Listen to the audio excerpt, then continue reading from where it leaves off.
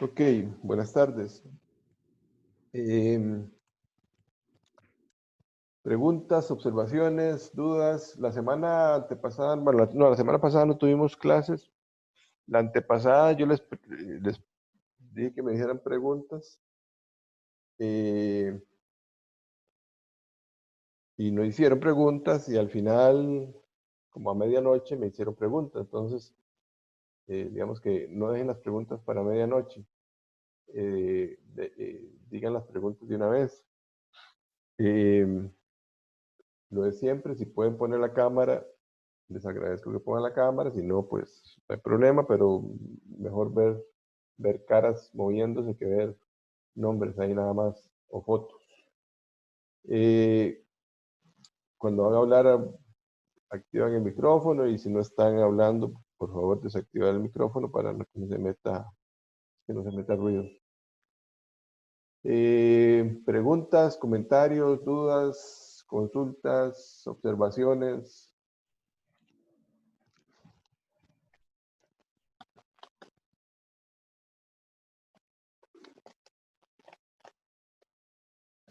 No hay preguntas. Jorge, ¿usted tenía preguntas? ¿No tenía preguntas?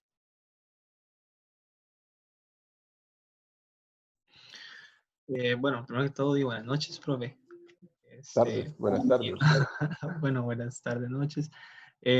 Dino, eh, lo que habíamos acordado hace 2 semanas era que iba a repetir la pregunta que le había hecho para poder eh, y desarrollar un poco esa idea. Usted me comentaba que era más pertinente como que todos los compañeros supieran y, y así. Era Entonces, la pregunta sobre el uso de reservas. El uso de sí, reservas el uso básicamente. de reservas eh,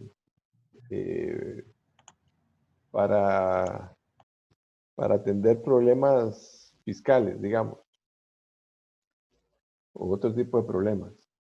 Ahí, vamos a ver, ustedes han escuchado, me imagino que han escuchado algunas propuestas de alguna gente eh, que plantea que por qué el Banco Central no utiliza las reservas monetarias internacionales que tiene para ayudarle al gobierno, básicamente. Así, dado que estamos en una crisis severa, ¿por qué no usar las reservas? Y cuando se van a ver los números del banco, ven que hay 8.000 millones de reservas, 8.000 millones de dólares, y entonces la gente dice, bueno, si estamos en crisis, si estamos en problemas, ¿por qué no coger de ahí, coger de esas reservas?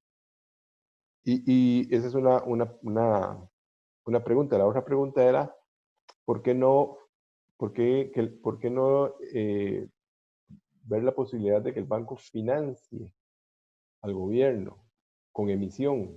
¿Verdad? Son como dos fuentes. Una es las reservas, ¿verdad? Las reservas monetarias, y la otra, la emisión monetaria. Esas son las dos preguntas que han estado por ahí dando vueltas. Eh, en la presentación del programa macroeconómico, el presidente del banco creo que fue bastante enfático en dejar claro que el Banco Central no iba a usar reservas ni iba a usar emisión para cosas que no debiera usarlas. Y la pregunta es ¿por qué? Bueno, empezando por reservas, las reservas tienen un objetivo básico, las reservas monetarias, eh, y es que sirvan para atender problemas de balance de pagos, problemas cambiarios originados en, en desequilibrios de balance de pagos. Básicamente tiene una función para atenuar o solucionar crisis en el mercado cambiario, ¿no? Ese es el objetivo principal de las reservas. Eh, Hay diferentes eh, formas de de medir cuántas son las reservas adecuadas. Porque uno dice, bueno, tienen ese fin, tienen ese objetivo. Pero entonces, ¿cuántas? 8.000 millones que tenemos ahora son las que hay que tener, o deberíamos tener 5.000, o deberíamos tener 20.000. ¿Cuántas son las reservas adecuadas, las reservas óptimas que debe tener un banco central? Entonces, esa pregunta, perdón, esa pregunta es la pregunta para la segunda tarea. Esa es la pregunta de la segunda tarea. ¿Cuál es la forma de calcular las reservas óptimas de un banco central? Las reservas apropiadas o óptimas de un banco central. Esa es la pregunta para la segunda tarea. También en grupo lo pueden hacer. Pero bueno, hay una forma, hay formas de calcular esas reservas óptimas y decir, bueno, 8.000 millones está bien, o deberíamos tener un poco más, o podríamos tener un poco menos. Pero entonces el punto ahí clave es que se usan para atender problemas cambiarios, problemas de desequilibrios en la balanza de pagos, no para cualquier otra cosa. Porque si no, nos quedamos sin reservas para atender problemas cambiarios y nos viene una crisis cambiaria y nos termina de matar. Tenemos crisis de salud, crisis económica, desempleo, etcétera, y además una crisis cambiaria. Entonces, el combo ese, digamos que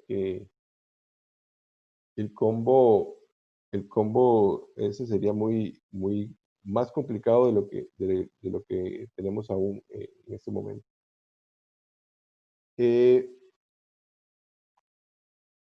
Eso por un lado. Entonces, digamos, las reservas no se deben usar para eso porque tienen un objetivo.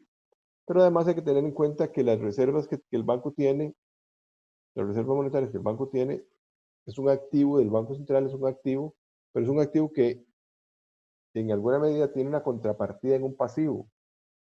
Es decir, el banco tiene 8.000 millones, pero también tiene una deuda, tiene un pasivo por parte de esos 8.000 millones. O sea, no es que sean 8.000 millones que son del Banco Central. Una parte de eso tiene responde, digamos, o se origina en el encaje mínimo legal, en dólares. Es decir, las captaciones que hacen los bancos comerciales en dólares, el 15% de eso, como ustedes saben, por el encaje mínimo legal, tiene que depositarlo en el Banco Central. Y eso que depositan en el Banco Central son parte de las reservas. Entonces, esas reservas tienen una contrapartida en un pasivo. O sea, no es que son del Banco Central, son recursos que los bancos comerciales depositaron en el Banco Central por el encaje mínimo legal. Eso alguna gente no lo ve. También, como ustedes saben, el Banco Central es el cajero del Estado.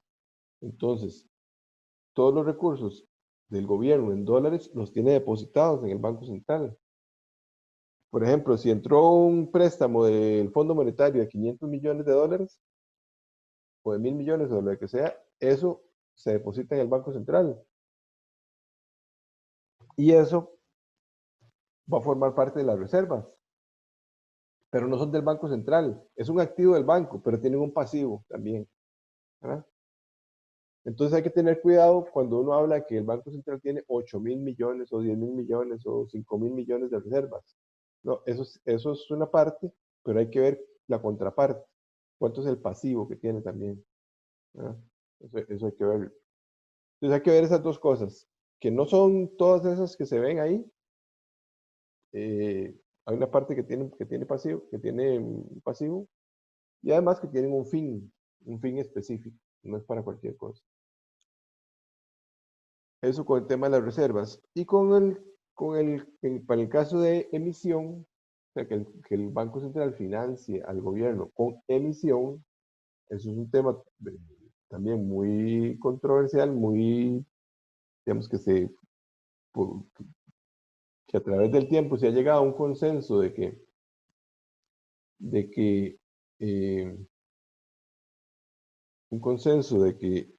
de que no es conveniente que los bancos centrales financien al gobierno, porque al final de cuentas eso, y eso es lo que vamos a ver, y de lo que trata este curso en buena medida, es que al final eso es lo único que, para lo único que sirve es para generar inflación, ¿no? Porque y hay mucha historia, hay mucha experiencia al respecto. Cuando los bancos centrales financian a los gobiernos, suele pasar que los gobiernos no pagan y al final de cuentas eso se transforma en inflación y quienes terminan pagando la inflación somos todos, ¿ah? Entonces no sirve financiar al gobierno. De hecho, la ley lo que da la posibilidad es únicamente para lo que se conoce como letras del tesoro, para casos muy puntuales, muy extremos y además muy acotados en monto y muy acotados en tiempo, ¿verdad? Eso está en la ley. Entonces, si el Banco Central sale ahora a decirle al gobierno, olvídese, no le pida plata al fondo, no le pida plata a la CAF, no le pida plata al BID, no le pida plata al BESIE, eh, yo le presto, yo emito y le presto. Lo que pasa ahí es, primero, el riesgo, el gran riesgo de que eso lo que termine es en inflación. Y segundo, que en el momento que el Banco Central le preste al gobierno, se le cierran todas las demás ventanillas al gobierno. Se le cierran todas las demás fuentes de financiamiento al gobierno. Porque ¿quién va a querer financiar al gobierno? ¿Quién va a querer financiar al gobierno cuando ya está recurriendo a la última instancia, que es el Banco Central? ¿No? Esa, digamos, sería una pésima señal eh, para los inversionistas internacionales, sería una pésima señal que lo que le estaría diciendo es que no le presten al gobierno porque ya recurrió a la última instancia, que es el Banco Central. Entonces, eh, esas son básicamente las respuestas. Y no son respuestas mías, ni son respuestas del Banco Central de Costa Rica, son respuestas de la banca central en general. Eh, son, son, son elementos, son situaciones a las que se ha llegado como casi como un consenso. La experiencia y la teoría nos dice que eso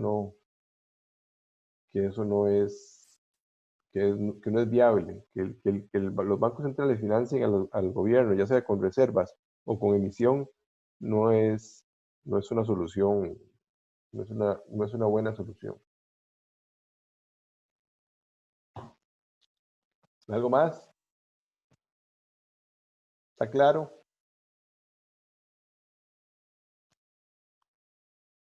Dice Hazel que no entendió la diapositiva 22 y 23 de la presentación. ¿Y esas que decían, Hazel?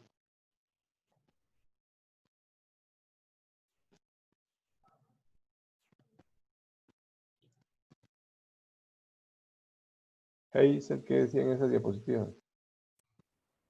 Era algo sobre las finanzas públicas, la parte de moratorias y sin moratorias, el resultado de la Bueno, deuda, pero básicamente. eso lo hemos conversado, yo creo, ¿no? Moratorias es, el gobierno tiene un resultado, pues el gobierno dio moratorias, moratorias en el pago de impuestos. Le dijo a alguna gente, no me pague impuestos todavía, págamelos más adelante, cuando la situación se arregle. Es una moratoria. Entonces el gobierno tiene unos números con esas moratorias o unos números si no existieran esas moratorias, ¿no?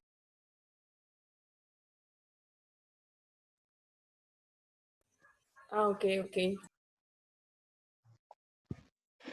¿Qué algo más?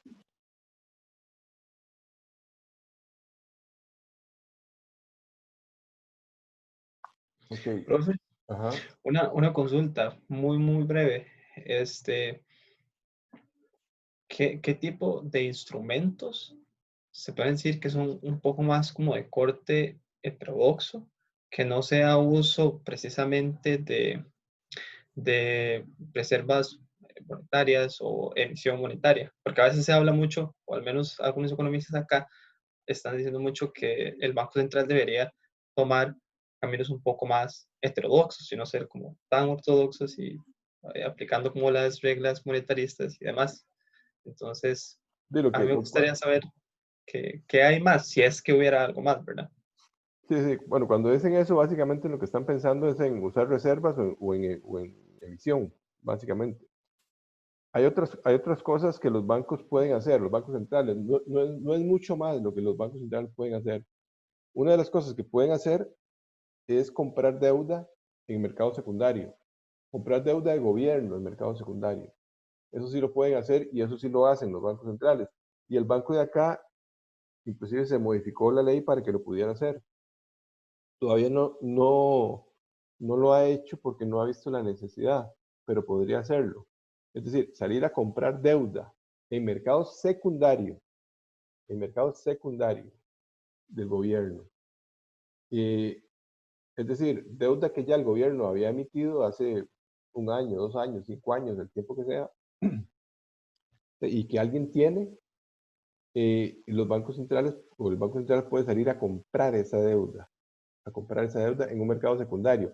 ¿Para qué eso? Bueno, eso sobre todo cuando existe algún problema de liquidez en el mercado secundario, que esté generando presiones en las tasas de interés, ¿verdad? En los precios. Presiones en los precios de esos bonos, porque no hay liquidez, que me van a afectar los portafolios que tienen esos bonos. ¿Quiénes tienen portafolio? ¿Quiénes en sus portafolios tienen títulos de gobierno? Las operadoras de pensiones, por ejemplo, ¿verdad? Las operadoras de pensiones tienen en su portafolio de inversiones títulos de gobierno. Y si esos títulos de gobierno pierden valor, el fondo pierde valor y el contribuyente a la pensión pierde parte de su activo. Entonces, los bancos centrales, cuando hay problemas de liquidez en el mercado secundario de deuda, puede salir y comprar títulos de deuda del gobierno y eliminar ese problema de liquidez, y entonces los precios, las tasas de interés se estabilizan. Eso es una medida, digamos que heterodoxa, digamos, si se puede decir de esa forma, que hacen los bancos centrales. Esa es bastante común. Aquí no, aquí casi no se hace, pero digamos que se tiene la posibilidad de hacer. Luego, ¿qué otra medida? Bueno, otra medida es prestar, y eso lo están haciendo muchos bancos centrales en los últimos meses, abrir líneas de crédito para la banca comercial. O sea, que el Banco Central le preste a los bancos comerciales en líneas de crédito con condiciones favorables, digamos. Porque hoy día y desde siempre el Banco Central le presta a los bancos comerciales en el mercado integrado de liquidez. Pero yo creo que eso lo hemos hablado, esos son préstamos de muy corto plazo, de un día a plazo. Entonces lo que se hace es que los bancos centrales pueden abrir líneas de crédito a plazos más largos, más de un día, eh, y a tasas bajas, y con eso financiar a la banca comercial con el objetivo de que la banca comercial traslade esos recursos a sus clientes, a la gente que necesita créditos, que necesita readecuaciones, que necesita prórrogas. Entonces, esos recursos del Banco Central se trasladan al público, a los agentes económicos, familias y empresas que requieren recursos en buenas condiciones. Eso es una medida, digamos, no es común, esa no es para nada ortodoxa, eh, eh, que la hacen los bancos, lo han venido haciendo algunos bancos, bastantes bancos centrales, y de hecho este Banco Central, el Banco Central de Costa Rica, ya mandó a consulta una línea de crédito de ese tipo, y la idea es implementarla en las próximas semanas. Que en las próximas semanas se abra esa línea que en principio va a ser como por 700.000 millones de colones, para prestar a la banca comercial, y que la banca comercial traslade sus recursos a empresas y familias. Esa es una medida no ortodoxa. Otras medidas que pueden ser de disminuir el encaje, por ejemplo. Esa es una medida ortodoxa. Poco usada, pero puede ser una medida también, disminuir encajes o aumentar encajes, usar el encaje mínimo legal, digamos. Pero esas son medidas digamos, más comunes, más ortodoxas. Lo que sí es poco, digamos, menos ortodoxo es, para en nuestro caso, ir al mercado secundario a comprar títulos de gobierno y abrir líneas de crédito, como esas que le contaba.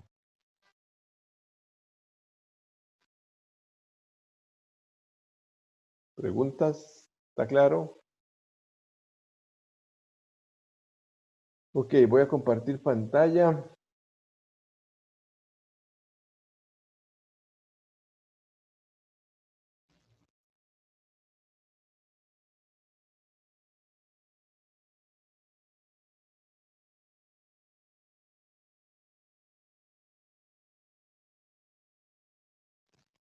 Ok, ¿están viendo la pantalla? Sí. Ok, vamos a ver. Yo les mandé una lectura, ¿verdad? Sobre un modelo de demanda de dinero para nuestro país. Eso lo tienen que estudiar. Vamos a ver algunas definiciones de demanda de dinero y algunas formas de medir la demanda de dinero. Hay diferentes modelos. Ese que les mandé es una forma basado en cierto modelo, o sea, basado en cierto modelo teórico, y hemos ajustado y aplicado a nuestro caso. Entonces eso es parte de lo que tienen que estudiar. Vamos a ver. Cuando uno empieza a hablar de teoría monetaria, tiene que hablar de lo que se conoce como dicotomía clásica. Y esa dicotomía clásica básicamente lo que dice es que en el largo plazo, más o menos dinero no influye en la cantidad de bienes y servicios que se producen. Es decir, que no debemos engañarnos pensando en que más o menos dinero en el largo plazo va a influir en lo que se produce, bienes y servicios que se producen. Eso, es decir, hay una, una no correspondencia, digamos, entre el sector monetario y el sector real en el largo plazo. Y eso se puede resumir como que el dinero es neutral. En el largo plazo, el dinero es neutral. Ahora, sí hay implicaciones en el bienestar, ¿verdad? El dinero no influye en la cantidad de bienes y servicios que se produce, pero sí tiene implicaciones en el bienestar. ¿Y por qué tiene implicaciones en el bienestar? Bueno, porque tiene implicaciones porque provoca inflación y la inflación es costosa. Entonces, en el largo plazo, el dinero no influye en la cantidad de bienes y servicios, pero sí influye en el bienestar, o sí puede influir en el bienestar, porque si provoca inflación, eso tiene un costo. Ahora bien, en el corto plazo, las cosas son diferentes. En el corto plazo, digamos que uno debe, como dice ahí, separarse de la dicotomía clásica. Es decir, ya el dinero deja de ser neutral. Y eso tiene que ver sobre todo con el hecho de que en el corto plazo hay rigideces en los precios. Es decir, los precios en el corto plazo no se ajustan con la velocidad en que se ajusta la cantidad de dinero. En el corto plazo hay rigideces en los precios. Entonces, esta dicotomía clásica es un concepto que aplica, digamos, para el largo plazo, no para el corto plazo. El dinero es un activo, ¿verdad? Es un activo. Si pensamos en términos de un balance de situación, el dinero es un activo. hay algunos conceptos que que a veces se confunde o los emplea de forma equivocada. Por ejemplo, uno habla a veces de tener mucho dinero o de tener poco dinero y lo asocia con un concepto de riqueza. Es decir, yo digo, Jorge tiene mucho dinero. No estoy pensando en que anda los bolsillos llenos de billetes. Estoy pensando en que tiene propiedades, en que tiene cuentas bancarias, en que tiene carros, en que tiene... Estoy pensando en un concepto de riqueza que no es lo mismo que el concepto de dinero, ¿verdad? Entonces hay que a veces tener claridad con los conceptos. Pero bueno, así se usa, digamos, coloquialmente uno dice tener mucho dinero y lo asocia a tener riqueza. Como hemos visto, como lo vimos en algún momento, el dinero tiene básicamente tres funciones. Es medio de pago, nos sirve para pagar, para tener bienes y servicios, sirve como unidad de cuenta, es decir, para ponerle precio a las cosas, y como depósito de valor, o sea, para guardar, para conservar valor, también tiene esa función. El dinero uno lo puede definir de esta forma. El dinero es la suma del circulante más los depósitos a la vista.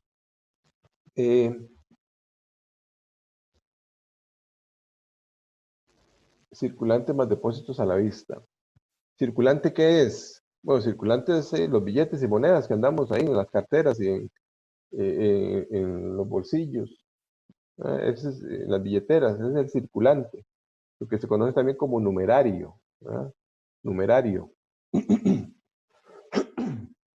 Como numerario. Ese es AC de circulante.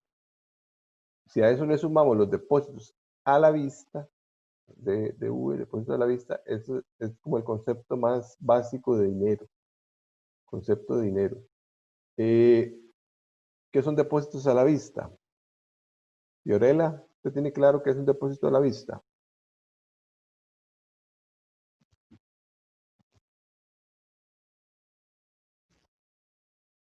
Se fue Fiorella. Aquí estoy, profe, perdón.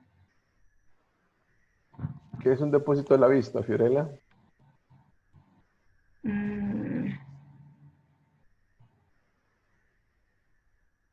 Es lo que están visto, digamos, el cobro y el pago. Que hacían como los pagos, transferencias, sueldos. Sí, pero ¿qué significa porque vea que ahí se hace énfasis de que estamos hablando de, a la hora de definir dinero del circulante, que todos entendemos que es el numerario, el billetes y monedas, más los depósitos a la vista. Los depósitos a la vista tienen una característica básica, porque no estamos hablando de cualquier depósito, estamos hablando de depósitos a la vista. Profe, estos depósitos no son iguales a los ahorros, porque usted puede hacer depósitos de ahorro, pero no los puede tocar hasta un cierto tiempo. Los depósitos a la vista son los que usted puede, digamos, ahorita sacarlos de una vez, Ajá, en cualquier momento, a la vista. en Por eso cualquier es momento. a la vista. Por eso estamos diciendo que a la vista,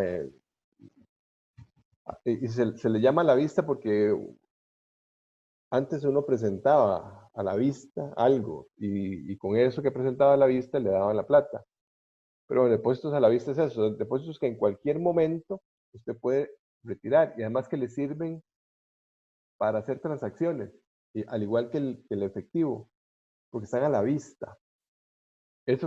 ¿Cuáles son? Bueno, básicamente los depósitos de ahorro y los depósitos en cuenta corriente. Básicamente esos son los que, en términos ya de instrumentos bancarios, esos son los depósitos a la vista, los depósitos de ahorro y los depósitos en cuenta corriente. Repito, son depósitos que sirven para hacer transacciones de forma inmediata, como si fuera circulante. Y por eso se lo sumamos al circulante.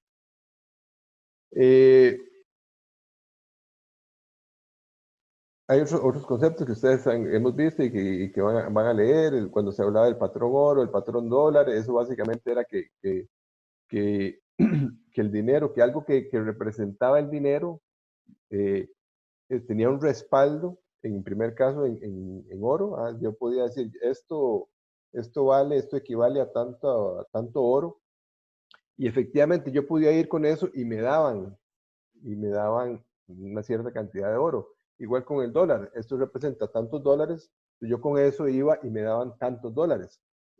Esos patrones, patrón oro y patrón dólar, dejaron de funcionar hace tiempo. Ya no existía ni patrón oro ni patrón dólar. Ahora lo que tenemos es eh, lo que conocemos como dinero fiduciario. Ya el dinero mercancía no existe. El dinero mercancía era el dinero que, además de su función de dinero, también era una mercancía, como el oro, como la plata, como el cacao, los cigarros, etcétera. Eran dinero mercancía. Lo que tenemos ahora es lo que se conoce como dinero fiduciario, es decir, un dinero que su valor está dado por lo que representa, por lo que puede comprar ese dinero, y porque tiene una aceptación generalizada. Tiene una aceptación generalizada, hay un respaldo. Yo puedo confiar porque hay un banco central o un gobierno que respalda ese dinero, de lo que dice ese billete o esa moneda. Hay un respaldo, hay una confianza, por eso es fiduciario, por eso se llama fiduciario. Hay una confianza y una aceptación generalizada de que yo con ese papel, con esa moneda, puedo comprar una cierta cantidad de bienes y servicios.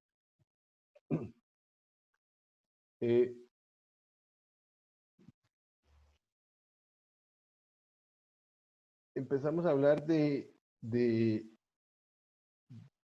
teoría, de teoría monetaria, y cuando uno habla de teoría monetaria, la teoría básica es la teoría cuantitativa del dinero, una teoría que desarrolló Fisher hace no sé cuántos siglos, y que reforzó, digamos, Friedman en el siglo XX. Esa teoría, o se desprende de esa teoría, básicamente, que la inflación es siempre un fenómeno monetario. La inflación la vamos a entender siempre, en todo momento, como un fenómeno monetario. Y hay una definición, una igualdad, ¿verdad?, básica, que nos dice que el dinero, M, ¿verdad?, por la velocidad, V, es igual a los precios por el producto real, Y minúscula. Entonces, dinero por velocidad es igual a precios por producto real. Esa es la ecuación básica de la teoría cuantitativa del dinero. Es una ecuación que seguramente ustedes ya han visto muchas otras veces en otros cursos. Pero es la igualdad elemental, digamos, en la teoría monetaria. Ese P por Y es producto real. Entonces, si multiplico producto real por precios, lo que tengo es el producto nominal, el PIB nominal, Y mayúscula, ¿verdad? Entonces, dinero por velocidad igual a precios por producto real. Y precios por producto real es el PIB nominal. Si quieren preguntar ahí, me interrumpen, ¿verdad? Siguiendo con la teoría cuantitativa del dinero, si vemos esa igualdad como una relación de equilibrio, ¿verdad?, y además suponemos que Y, la producción, es de pleno empleo y la velocidad es constante, entonces, ¿qué tenemos? Que P es igual a M entre V, M por V entre Y, ¿verdad? Dinero por la velocidad entre la producción es P. Si suponemos que V, la velocidad, es constante y Y está en pleno empleo, los precios están determinados por la cantidad de dinero. Los precios, inflación, está determinado por la cantidad de dinero. Los precios están determinados por la cantidad de dinero, como dice acá. ¿De acuerdo? O sea, a partir de la ecuación básica, suponiendo pleno empleo y suponiendo velocidad constante, los precios están determinados por M. están determinados por la cantidad de dinero. Esto mismo, si lo vemos en diferencias, o sea, si hacemos esto en diferencias, o sea, sacamos logaritmo y lo vemos en diferencia, ¿ah? tenemos esto. Cambio en P entre P es igual a cambio en M entre M menos cambio de Y entre Y. Recuerden que cuando yo divido aquí, lo pongo en diferencias, lo que hago es lo pongo a restar. Esto lo multiplico y esto lo pongo a restar. Y además, aquí estoy suponiendo velocidad constante. ¿Qué es cambio de P entre P? Camila. La variación de los precios. Sí, ¿y eso cómo se llama? Inflación. Variación de precios entre precios es inflación, ¿verdad? Variación de precios entre precios es inflación. ¿Qué me está diciendo esto? Que la inflación es igual, y esto es importante. La variación de precios entre precios, que es igual a inflación, sería igual al cambio en la cantidad de dinero, ¿verdad? La variación en la cantidad de dinero, que es cambio en M entre M, menos cambio en el producto entre el producto, ¿verdad? Variación del producto entre el producto. ¿Qué me dice esto? ¿Verdad? Y esto repito, esto es importante. Bueno, todo es importante, pero hay cosas que le tienen que poner un asterisco ahí. Esto es un elemento básico para la política monetaria. Porque la política monetaria lo que trata al final de cuentas, la política monetaria está más hacia la segunda parte del curso, pero la política monetaria tiene que ver básicamente con el control de precios, ¿verdad? Entonces, yo aquí tengo que esta es la variación de precios, y que la variación de precios es igual a esto, a estos dos componentes. Entonces, ¿qué me está diciendo aquí? Que yo tengo que fijarme en la cantidad de dinero, en la variación de cantidad de dinero, pero también en la variación del producto. Ajá. Y esa variación del producto resta. Es importante que vean que resta. Es decir, dependiendo de este cambio en el producto, y eso es el producto real, esto me daría espacio para que la cantidad de dinero crezca sin que afecte precios. ¿Ah? O sea, si hay un crecimiento en la economía, un crecimiento real en la economía, eso me da espacio para que M crezca sin afectar precios. Y eso es muy importante. Eso nos lleva al concepto de producto potencial. Y por eso es que el producto potencial es un elemento básico a la hora de de hacer política monetaria. Es decir, cuando yo voy a tomar decisiones sobre política monetaria, por ejemplo, en decisiones sobre mover o no mover la tasa de interés, me tengo que fijar en esto, me tengo que fijar en el producto potencial y ver si ese producto potencial está por encima o por debajo del producto efectivo. Es decir, el país tiene un producto potencial y tiene el producto efectivo, ¿verdad? Lo que está produciendo. Si el producto potencial está por encima de lo que efectivamente está produciendo, entonces hay espacio para crecer. Hay espacio para crecer porque estaría restando aquí sin afectar precios. ¿Ah? No habría presión en los precios. Entonces, es muy importante este concepto de este espacio, digamos, estos grados de libertad que da el crecimiento económico real para el movimiento de la cantidad de dinero. Si tengo espacio para crecer, la cantidad de dinero puede crecer sin afectar los precios. Si no fuera así, cualquier movimiento en la cantidad de dinero me afectaría precios. Viéndolo desde el punto de vista de política monetaria con tasas de interés, si tengo espacio para crecer, puedo manejar la tasa de interés. Puedo bajar o puedo subir tasa de interés. Si no tengo espacio, concretamente podría bajar tasa de interés. Si no tengo espacio para crecer porque ya mi producto efectivo se iguala al producto potencial, entonces ya no tendría espacio para hacer política monetaria expansiva. ¿Por qué? Porque hacer política monetaria expansiva lo que me provocaría es que este elemento crezca, la cantidad de dinero, y que me afecte los precios. ¿Sí lo ven? ¿Sí ven esta relación? Carla, Sí, profe. ¿seguros? Celeste, Sí, profe. Yasmín,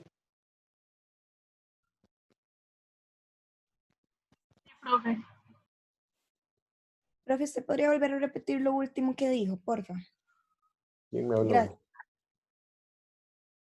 Priscila, Sí. vamos a ver.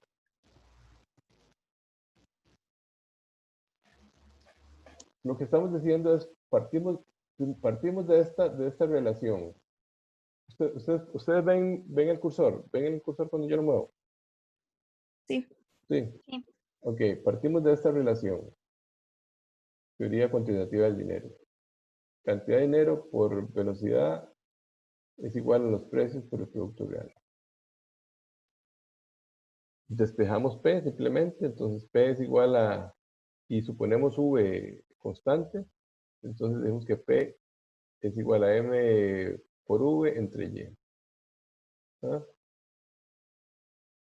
Si V es constante y Y es de pleno empleo, hay una relación directa entre precios y dinero, ¿verdad? Relación directa. Eso lo podemos poner en términos de diferencia. Esto mismo es esto. Todo lo que aquí en este lo estoy poniendo en términos de diferencias.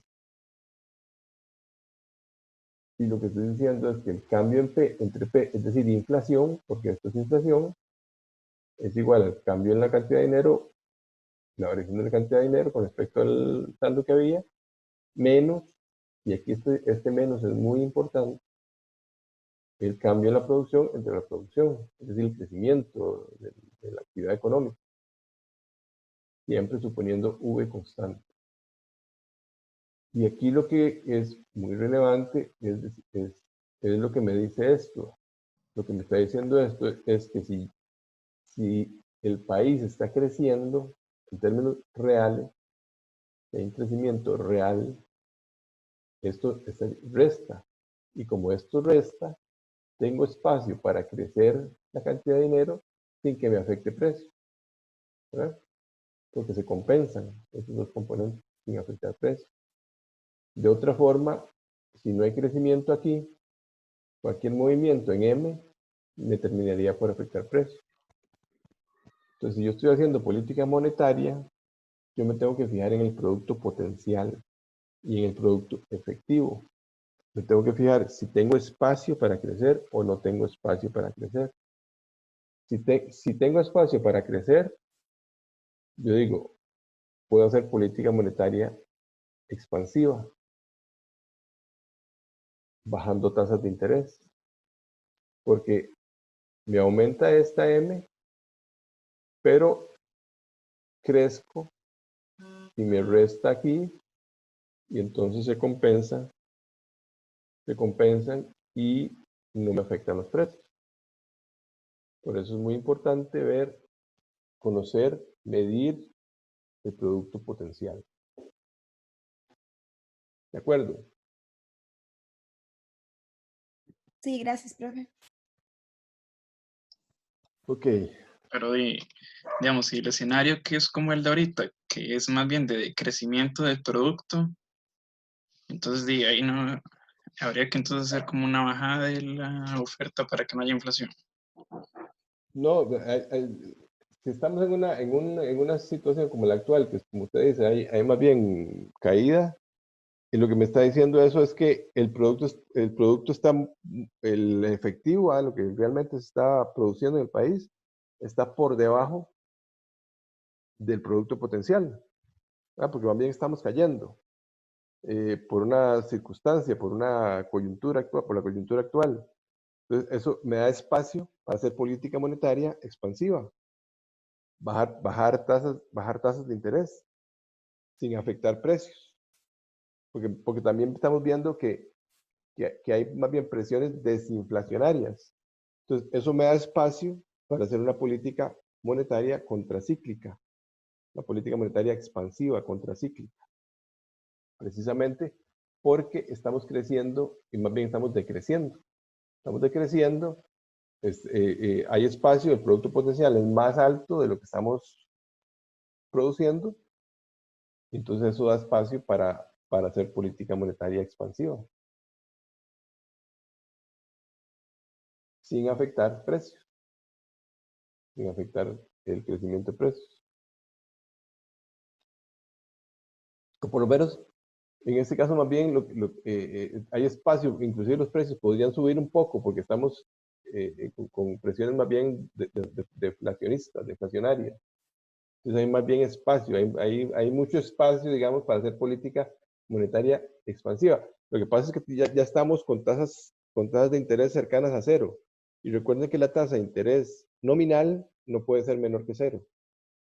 La tasa de interés nominal no puede ser menor que cero. La real sí puede ser menor que cero, pero la nominal no.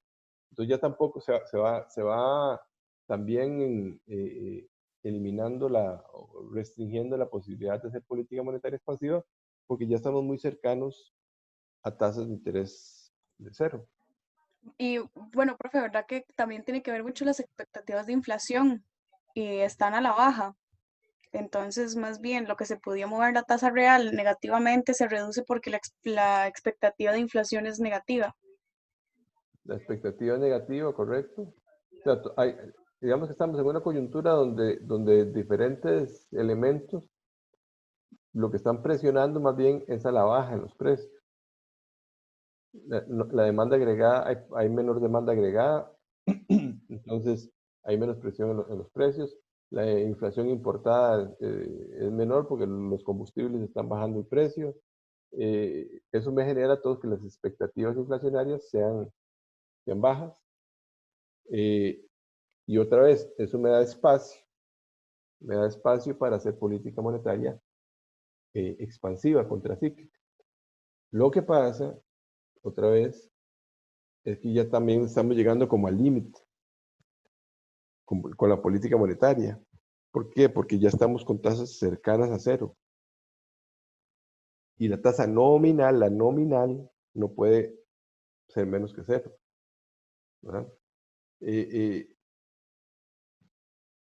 Si tenemos una expectativa de inflación negativa, entonces eso me ayuda a que la real no sea menos que cero, ¿verdad? Y ahí puedo tener algún espacio. Pero sí, digamos que estamos en una situación ya casi límite, donde el movimiento, la disminución de tasas ya se vuelve más difícil porque hay poco espacio. Ahí es donde entran a jugar otras herramientas, como decía hace un rato Jorge, otras herramientas no ortodoxas,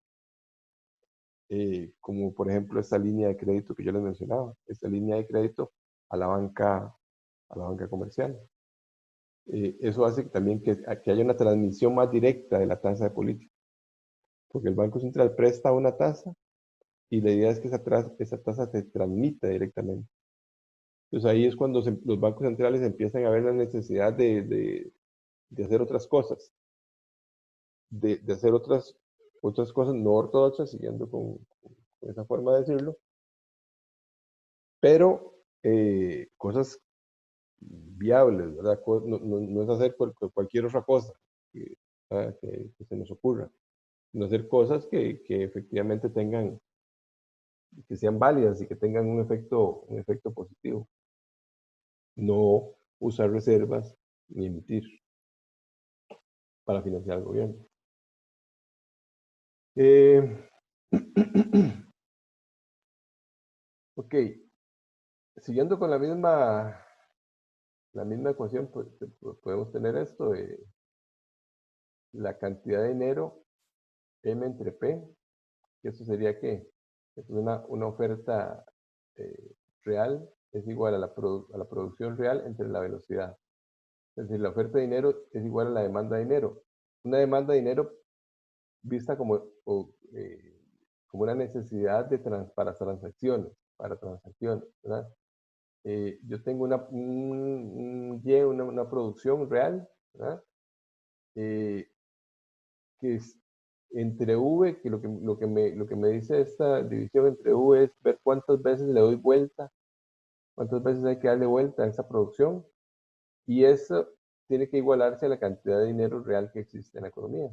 Es una forma de verlo también. La oferta de dinero es igual a la demanda de dinero. A la demanda de dinero, una demanda por transacciones.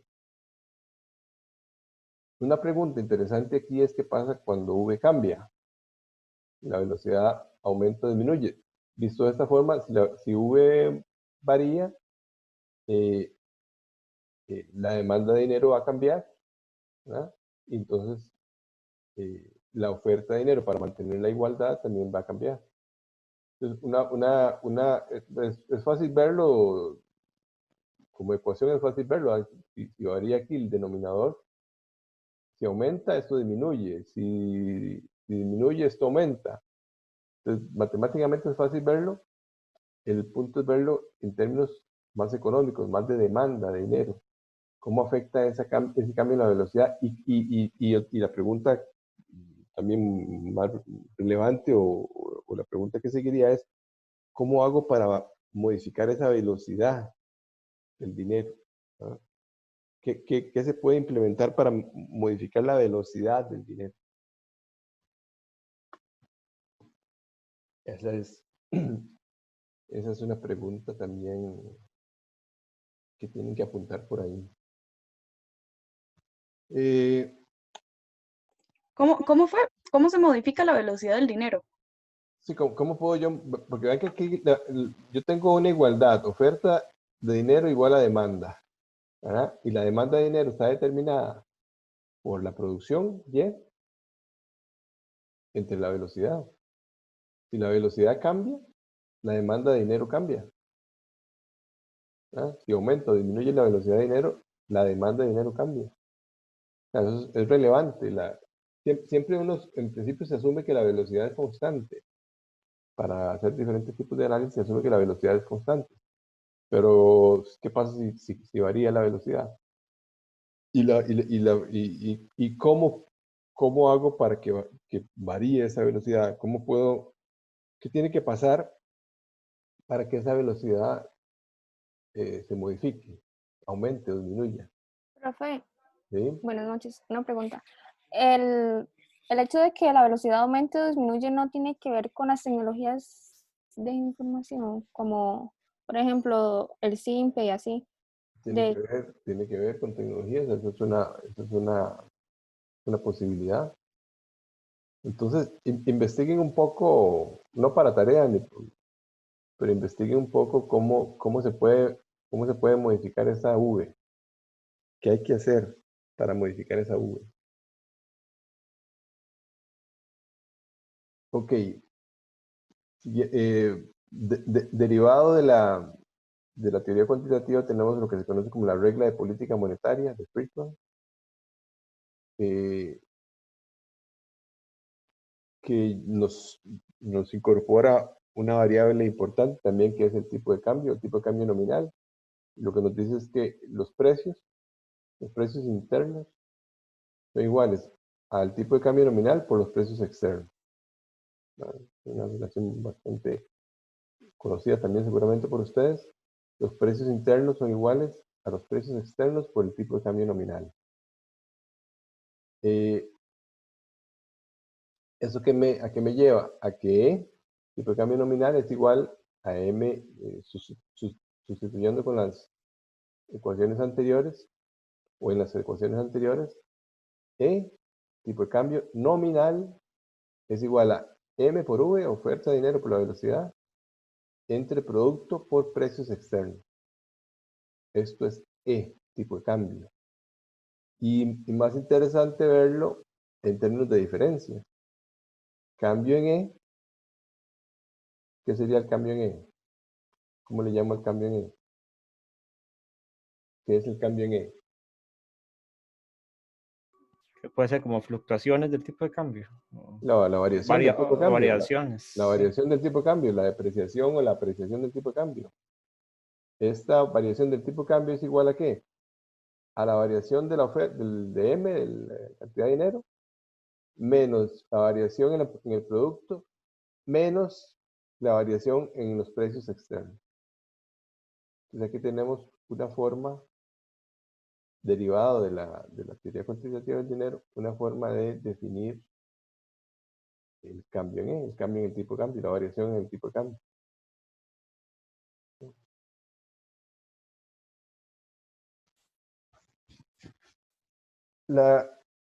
Ok, hasta ahí estamos bien. Ahora veamos, concentremos un poco en la demanda por dinero.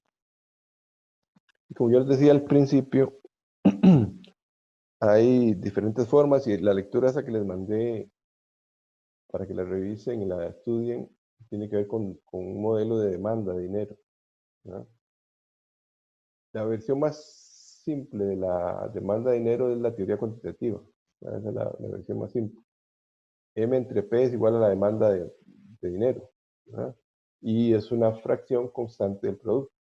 Esa es la forma más simple de ver que es un modelo de demanda por dinero. ¿Cuánto demando? Bueno, lo que demando por dinero es una fracción constante del producto, ¿verdad? Y además que es igual a M entre P en equilibrio. Esa demanda de dinero tiene que ser igual a la oferta de dinero. Y es una oferta por saldos reales. Vea que M entre P, eso es lo que me dice una oferta por saldos reales. La oferta por saldos reales tiene que ser igual a la demanda de dinero, y esa demanda de dinero es igual a una fracción del producto. Esa es la forma más sencilla de definir una demanda de dinero. Es una demanda por motivo de transacciones, y básicamente interesa la capacidad de compra de dinero, es decir, el dinero real. Por eso M entre P, ¿verdad? M entre P, que es un saldo real de dinero. Lo que me interesa es ver efectivamente la capacidad de compra, no la cantidad nominal de dinero, sino la capacidad de compra que tiene ese dinero. Por eso M entre P. Y aquí surge un problema que se conoce como ilusión monetaria. Ilusión monetaria se da cuando se confunden cambios nominales con cambios reales, ¿verdad? Si usted confunde cambios nominales con cambios reales, tiene lo que se conoce como ilusión monetaria. Concretamente, es pensar que es más importante que suba M, que suba la cantidad de dinero, a que baje P, ¿verdad? Cuando lo que interesa es M entre P, no uno por separado, sino M entre P, dinero real. Pero a veces confundimos, a todos nos pasa que tenemos en algún momento ilusión monetaria. Y eso, de nuevo, repito, es confundir cambios nominales con cambios reales. Pensar que es más importante que suba M a que baje P, cuando debería ser equivalente, ¿verdad? Debería ser equivalente.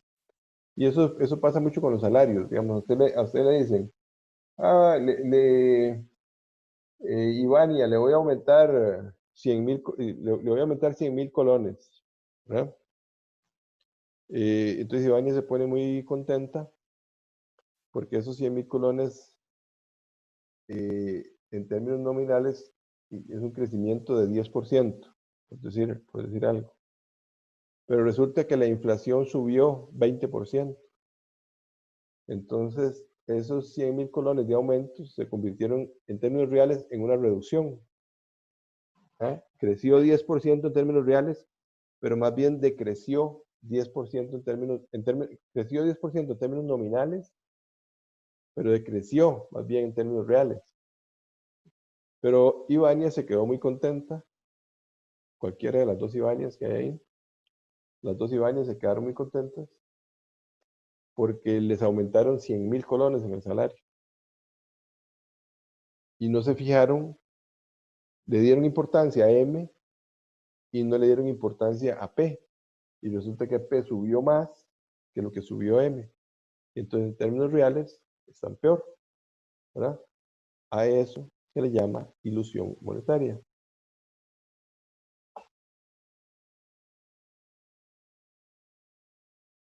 Ahora bien, lo que veíamos antes era como la forma más básica de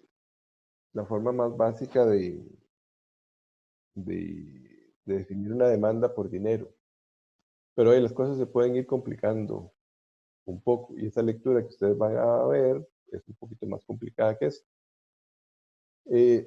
La decisión de cuánto mantener no solo depende de la necesidad de transacciones, sino también se valora o debo valorar el rendimiento de otros activos financieros e inclusive de otros no financieros, ¿no? Pero pensemos en otros activos financieros. El dinero es un activo financiero. El dinero es un activo financiero. Y yo no solo tengo dinero, sino que tengo o puedo tener otros activos financieros, ¿verdad? Y esa demanda por dinero va a depender del rendimiento, o también, no solo por transacciones, sino que también va a depender del rendimiento que tienen esos otros activos. Entonces, F, que es riqueza financiera, yo la defino como M más B. M es dinero y B son bonos, ¿verdad? Entonces, la riqueza financiera yo la puedo tener en dinero, ¿verdad? Numerario y cuenta, ¿cómo definíamos M? Circulante más depósitos a la vista. M, dinero, ¿verdad? Más depósitos a la vista, más bonos, ¿verdad?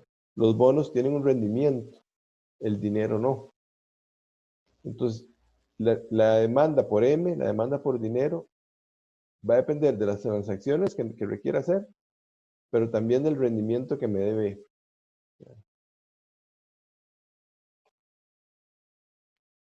¿Cuánto de M y cuánto de B? Eso es lo que se conoce como una decisión de portafolio. Una decisión de portafolio.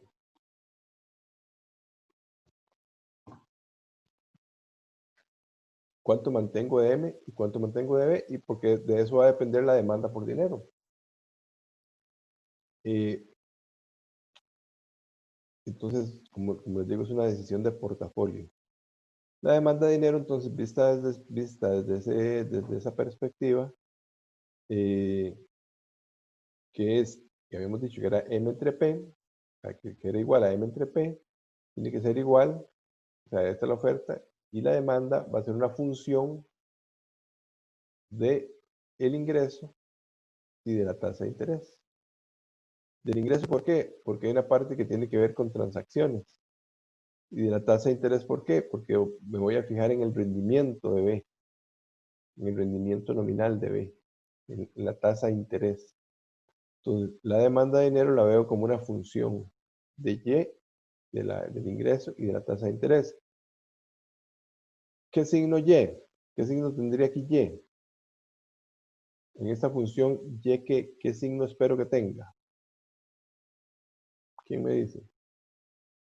Positivo. Es positivo, ¿ah? Entre más ingreso, más demanda de dinero, porque hay una parte que es por transacciones. Entre más ingreso, más producto, hay más necesidad de transacciones, entonces aquí es positivo.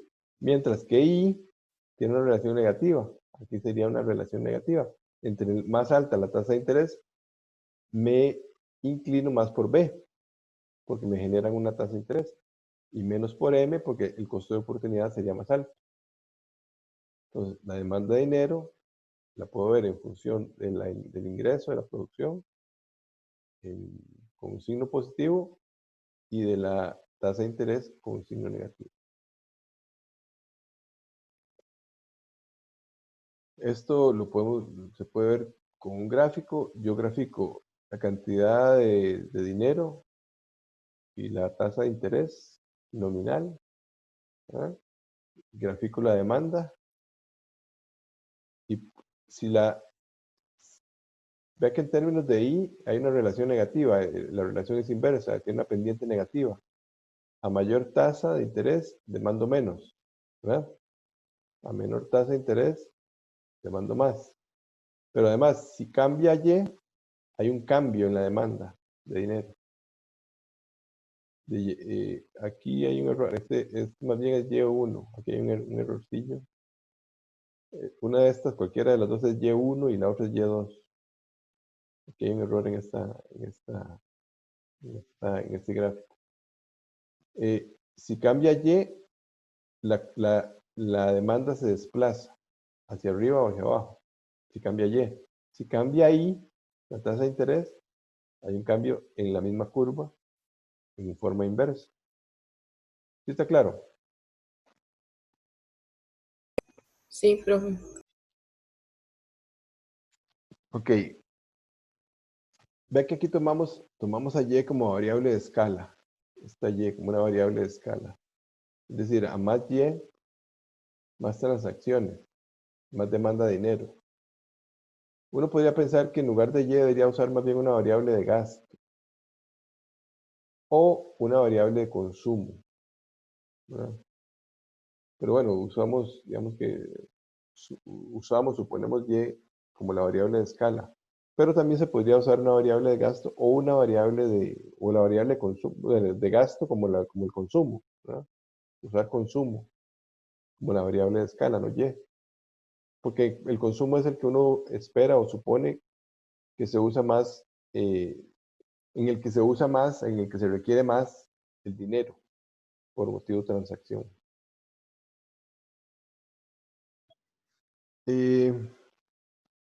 Esta es la definición partiendo de lo anterior, esta es la definición de V. V es Y, la producción, entre la demanda de dinero. Aquí pueden ir viendo cómo la pregunta que les hacía hace un rato de cómo puede variar V. V es igual a Y, la producción, entre la demanda de dinero. Entonces esta V varía dependiendo de cómo se muevan estas variables que la definen acá. Siguiendo esto, hay una forma de resumir qué es inflación. Se puede decir de esa forma, es el resultado de mucho dinero persiguiendo pocos bienes. Si yo tengo mucho dinero persiguiendo pocos bienes, eso me genera inflación. Entonces la pregunta aquí interesante es, si sabemos eso, si sabemos que la inflación es mucho dinero persiguiendo pocos bienes, ¿por qué entonces a veces expandimos la cantidad de dinero más allá de lo que debemos? ¿Verdad? ¿Por qué pasa eso? ¿Por qué han habido y todavía hay en algunos casos situaciones de inflación o inclusive de hiperinflación? Que ya, digamos, en los últimos años, décadas, es un problema que está mucho más controlado, el problema de la inflación. O sea, se ha entendido mejor esto. Y hemos entendido las economías, los economistas, los banqueros centrales han entendido mejor esto. Entonces cada vez se ve menos problema con la inflación, ¿verdad? Pero en algunos todavía pueden verse algunos casos. Y en la historia, obviamente, se vieron muchos casos de esta situación, que tiene que ver un poco con lo que hablamos al principio, de las solicitudes para que el Banco Central financie el gobierno.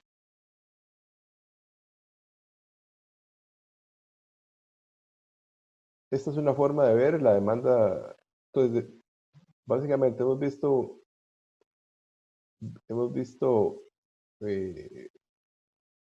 una forma de ver la demanda de dinero que básicamente se desprende de la teoría cuantitativa de forma más sencilla, como una fracción constante del producto.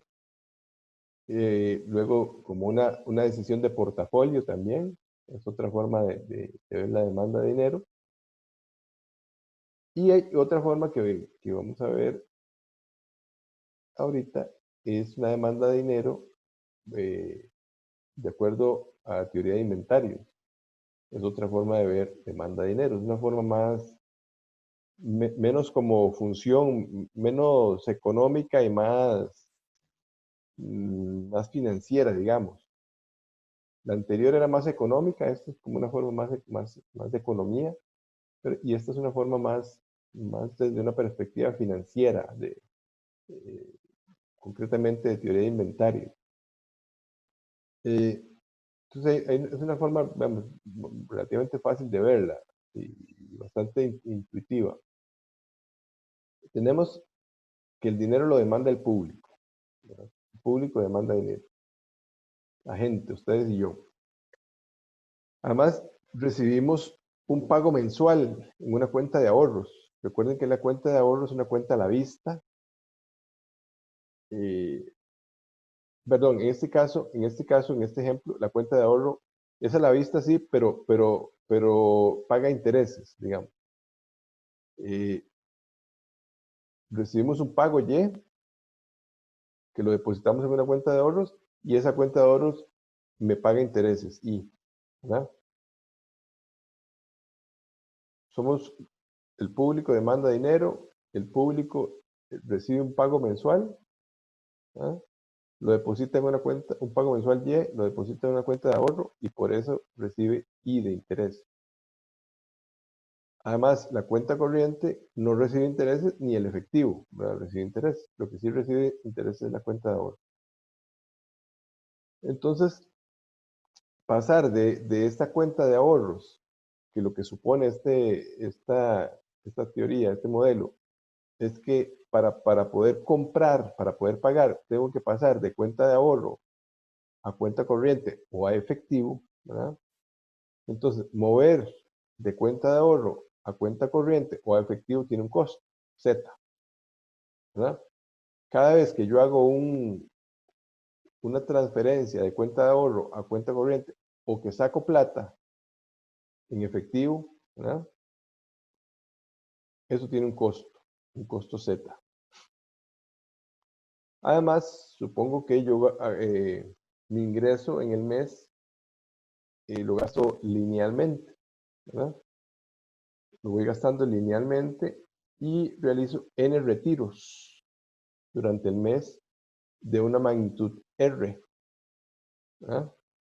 Entonces, N, la cantidad de retiros, por R, el monto de los retiros, es igual a Y, el ingreso que tengo. ¿Hasta ahí está claro?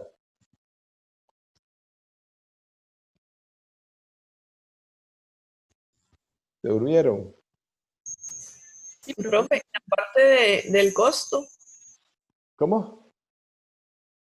digamos, porque dice que si usted retira, él tiene un costo, Sí. ¿cierto? Y ese gasto está contando como que yo lo retiré o como lo gasto directamente de qué sé yo, de una tarjeta o algo así. No, vamos a ver, usted recibe un pago mensual, su salario, ¿verdad? Se lo pagan en una cuenta de ahorro. Suponemos que esa cuenta de ahorro que con esa cuenta de ahorro usted no puede pagar y que además no, y es como una cuenta de ahorro a plazo, por decirlo de alguna forma. Con esa cuenta de ahorro a plazo, usted no puede pagar, pero sí recibe intereses. Entonces usted para dinero, demanda dinero para transar, para comprar cosas, tiene que pasar de esa cuenta de ahorros, ya sea a efectivo o a una cuenta corriente, porque con efectivo o con la cuenta corriente usted paga. Entonces, eso es lo que usted demanda. Lo único es que el efectivo ni la cuenta corriente le pagan intereses, ¿verdad? Entonces usted puede hacer retiros. Durante el mes usted hace retiros, ¿verdad? Usted hace retiros. Esos retiros tienen un costo, que le llamamos Z. Cada retiro que yo hago tiene un costo. Es como cuando usted va a retirar en un cajero automático, hay un costo ahí. Le cobran algo por ese retiro. Y además se supone que usted su ingreso lo va gastando en forma lineal durante el mes. y que realiza n retiros. Cada retiro tiene un monto R y todos son iguales. O sea, n retiros por una cantidad R. Entonces, n por R, cantidad de retiros por el monto del retiro es igual a su ingreso, Y. Ahí está claro. Hilary, Hilary, ¿está claro? Hola, sí, sí está claro. Ok. ¿Qué sigue? Entonces, en promedio, el individuo va a tener R entre 2. Va a tener dinero promedio R entre 2. ¿Qué era R? R es la magnitud del retiro y en promedio va a tener R entre 2. Que es lo mismo decir que va a tener, porque aquí teníamos que N por R igual a Y. Si sustituimos o arreglamos esto, tenemos que R es igual a Y entre N. ¿verdad? R es igual a Y entre N. Entonces, R medios, que es el dinero promedio que va a tener, es igual a Y entre 2 por N. Ese es el dinero promedio que va a tener durante el mes. La cantidad promedio de dinero que va a tener durante el mes. Y por esa cantidad de dinero promedio que va a tener durante el mes, no va a recibir intereses. Es decir, esto multiplicado por la tasa de interés es el costo de oportunidad de tener dinero, de tener efectivo y no dejarlo en la cuenta de ahorros. ¿Ah? En promedio va a tener R entre 2, que es Y entre 2N. Este es lo que tengo en promedio. Si lo multiplico por la tasa de interés que me paga la cuenta de ahorros, eso me da el costo de oportunidad de tener efectivo. ¿Verdad? Además tengo un costo operativo, que es la cantidad de retiros que haga N por el costo de cada retiro, Z. ¿verdad? Entonces tengo un costo operativo, N por Z. Entonces tengo un costo financiero, un costo de oportunidad y un costo operativo. ¿verdad? Entonces, sumo esos dos costos, N por Z, el costo operativo, más el costo de oportunidad, Y entre 2N por I. La suma de esto es el costo total. Tengo un costo total. Este es el costo de mantener dinero, de demandar dinero. ¿De acuerdo?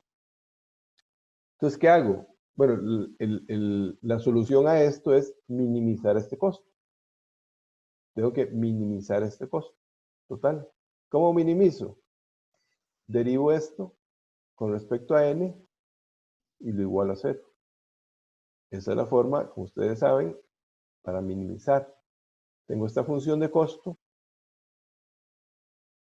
operativo más costo de oportunidad o costo financiero, y este costo total, lo que yo busco, lo que trato es de minimizar mi costo. ¿verdad? Para minimizar eso lo derivo con respecto a N y lo igual a 0. Y obtengo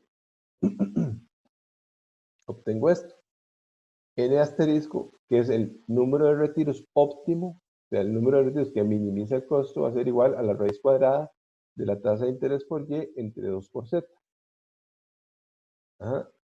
Entonces, con base en esto, lo que estoy haciendo es minimizando la cantidad de retiros. Esa minimización de la cantidad de retiros me sirve ¿para qué? Para determinar cuál es la demanda de dinero. Y en este ejemplo concreto, la demanda de dinero, en este ejemplo, en esta teoría, en este modelo de demanda, la demanda de dinero, MD, demanda de dinero, va a ser igual a la raíz cuadrada de Z por Y. ¿Qué era Z? ¿Qué era Z? Costo operativo. El costo multiplicado por Y. ¿Qué era Y? Ingreso promedio. El ingreso que tenía, no el promedio, el ingreso, entre 2 por la tasa de interés nominal. La raíz cuadrada de esto me da la demanda de dinero. Vean que es una forma más financiera, digamos, de determinar una demanda de dinero. Aquí lo pongo en estos términos.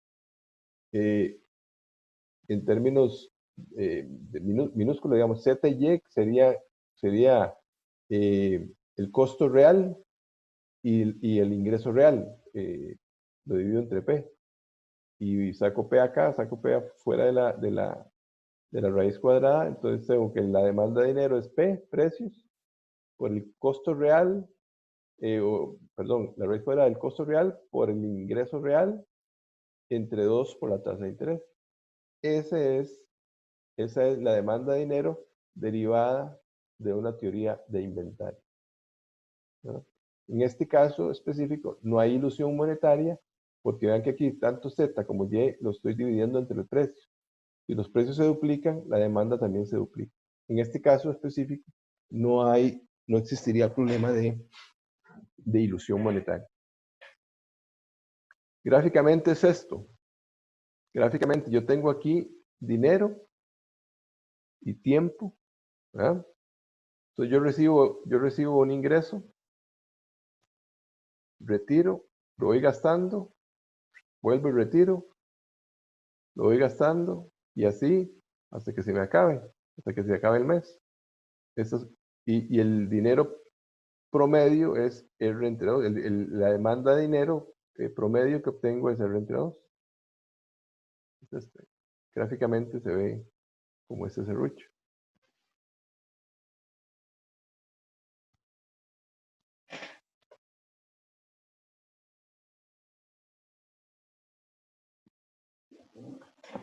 Vamos a ver si están dormidos, va a ver caras.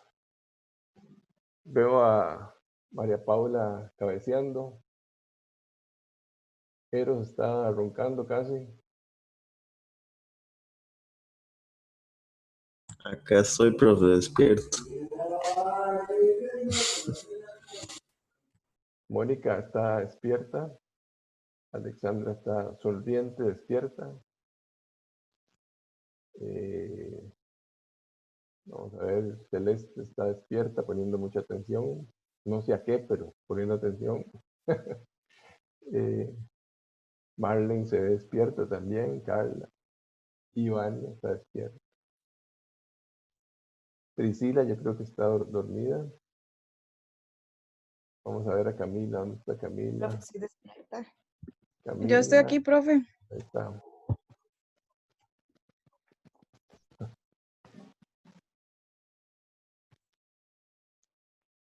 ¿Ustedes les gusta recibir clases en Zoom o prefieren ir a la U? Profe, En lo personal, vivo a 20 kilómetros de la U, así que me gusta Zoom bastante. ¿Le gusta Zoom? Y profe, a mí también. Mejor Zoom. ¿Prefieren Zoom que en clases? Ay, no, yo quiero ir a la U. Yo quiero ir a la U. Mejor ir a la U y saludar a la gente, darle un abrazo, darle la mano, darle un beso, ir a tomarse un café, ver al profesor y criticar cómo anda vestido. Esta es una discusión entre los que viven en Heredia y los que viven no en Heredia. Profe, No, no vivo en Heredia, quiero ir a la U. Yo vivo lejos también y preferiría 1000 veces estar en la U. O sea, Yo vivo en Heredia y prefiero quedarme en mi casa. Lo que sea, pero salir. Camila, usted lo que tiene que hacer es pasearse a vivir a Heredia. Ay, es horrible, profe. No, no. ¿Cómo va a De ser ahí me horrible? robaron la moto, Eso para empezar. es otro problema. La moto la pueden No, robar en no. cualquier lado. Pero, profe, o sea, digamos, los índices de delincuencia en mis dos cantones, o sea, yo vivo en Desamparados para Estudiar y vivo en Siquirres desde hace mucho tiempo, están por las nubes, pero me tenían que robar la moto exactamente en Heredia. No sé, a mí no me parece coincidencia. Sí, no sé, veamos caras aquí sospechosas, a ver.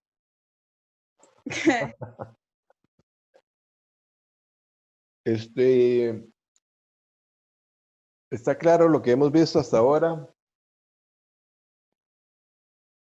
Tienen que leer.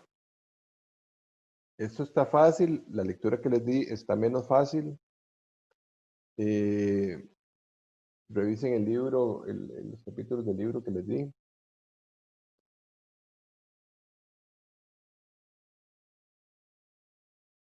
Preguntas, dudas. Profe, yo no entendí por qué se dividía, o sea, por qué se hacía un promedio en lo último que vimos. Ese es lo que usted mantiene en promedio.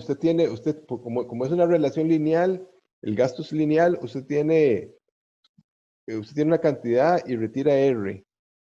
Y ese R lo va gastando, va y lo vuelve a sacar y lo va gastando. Entonces, en el promedio, usted lo que mantiene es ese R entre 2. Es en el promedio en general, porque el punto clave ahí es que ese gasto es lineal. Usted va gastando, todos los días gasta lo mismo. Obviamente eso es un supuesto grueso. Pero el asunto es que usted recibió a 100,000 y retira 10,000 y lo gasta, retira otros 10,000 y lo gasta, y ahí va. Ese es el supuesto que está detrás de esto. Entonces usted, si bajo ese supuesto, usted puede determinar que en promedio, en el mes, usted va a tener la mitad de ese retiro que hace. Porque usted en el primer día del retiro tiene R, y el último día del retiro tiene 0. En promedio va a tener R medios.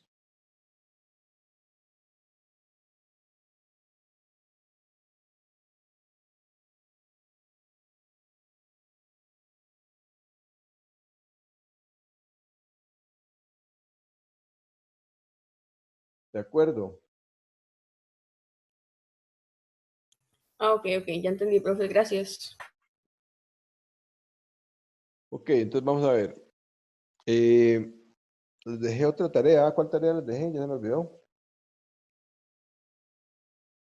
La pregunta de cuál es la forma óptima de calcular las reservas de un banco central. Ok. No de este Banco Central, en general. ¿Cuál es la... Y no hay una única forma, hay diferentes formas. ¿Cuáles deben ser las reservas óptimas? Esa es la pregunta. ¿Cuáles son las reservas monetarias óptimas de un banco central? ¿Cómo medir eso? ¿Cómo se establece eso? Y a partir de ahí uno puede decir 8,000 es mucho, 8,000 es poco, hay que tener más, hay que tener menos, hay que comprar dólares, hay que vender dólares. ¿Cómo se mide? ¿Cuáles son las formas de establecer ese nivel óptimo de reserva? ¿Algo más? Celeste, No, profe. Freddy. No, profe.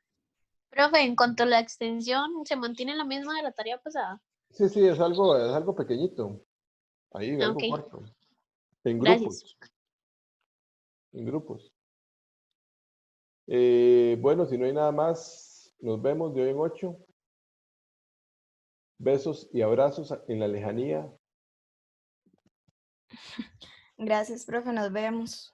Buenas noches, profe. Buenas noches, profe. Buenas Gracias. noches. Hasta luego. Gracias, profe. Buenas Ahí noches. quedaría una Buenas consulta, noches, pero, profe.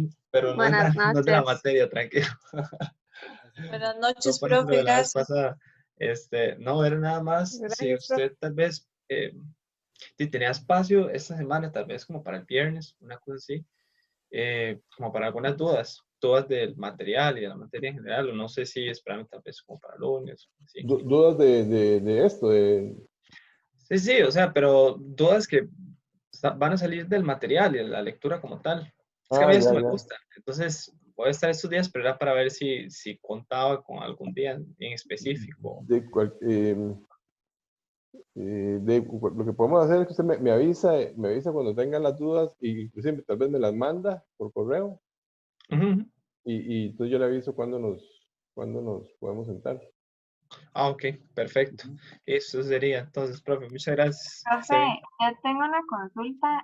¿Verdad que no he enviado la presentación que vimos la primera clase? No, esa no, porque es que esa se la puedo mandar, pero esa era más de política, era más como de la segunda parte del curso. Entonces, por eso no se las he mandado. Está bien, gracias, profe. Y esta que estábamos viendo hoy tampoco, ¿verdad? Esa no, esa apenas la acaba de hacer. Está bien, profe. Muchas gracias. Hasta luego. Se las mando. Profe, una pregunta. ¿Sí? ¿La posición en moneda extranjera puede afectar la tasa de política monetaria o no están correlacionadas? La posición en moneda extranjera.